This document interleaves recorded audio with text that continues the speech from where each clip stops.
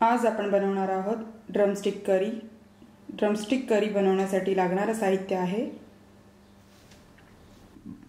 1 medium size बटाटा, 4 शेवग्याच्या शेंगा सोलून 2 इंच एवढे तुकडे कापणे। वाटण्यासाठी लागणारे साहित्य आहे 3 ते 4 लसणाच्या पाकळ्या, 1 इंच आलं, टोमॅटो छोटा कट केलेला, ओलं खोबरं 3 टीस्पून, कोथिंबीर 2 टीस्पून, हिरवी मिरची 1, बारीक चॉप केलेला कांदा 1 वाटी, कोथिंबीर गार्निशिंगसाठी। ग्रेव्हीसाठी लागणारे साहित्य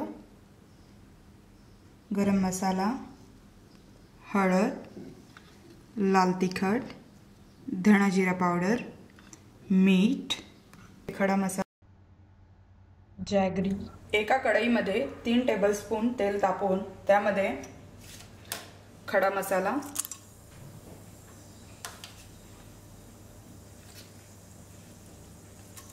कढीपत्त्याची पाने, कांदा 1 वाटी,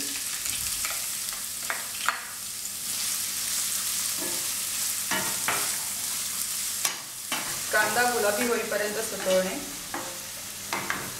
कांदा गुलाबी झालेला आहे, त्यामध्ये आता आपण वाटण टाकूया। आता वाटण सतळून घेऊया मंद आचेवरती। आता या वाटणात आपण हळद,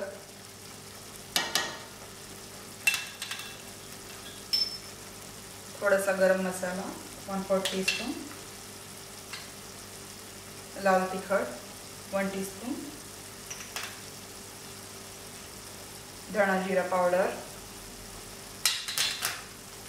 मीठ चवीनुसार आणि मिक्स करूया। त्यात थोडासा गूळ। आता हे चांगलं सतळून घेऊया आपण।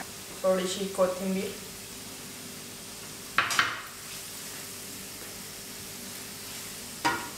आणि शेंगा आणि बटाट्याचे काप। त्यानंतर त्यात हे वाटण वाटलेलं ते पाणी। आता ह्याला आपण शिजायला ठेवूया। तुम्ही याला कुकरमध्ये देखील करू शकता। आता आपण यावर झाकण ठेवून 5 मिनिटं मंद आचेवर शिजवणार आहोत। आता आपण बटाटा शिजला आहे का ते पाहूया।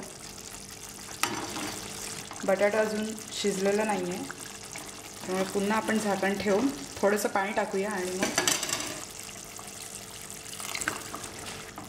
पुन्हा झाकण टाकून चेक करू। शेंगा आणि बटाटा आता शिजलेला आहे। ड्रमस्टिक करी तयार झाली आहे। त्याला आता आपण एका सर्विंग बाउलमध्ये काढून घेऊया। चपाती किंवा भाताबरोबर खाण्यासाठी तयार आहे ड्रमस्टिक करी।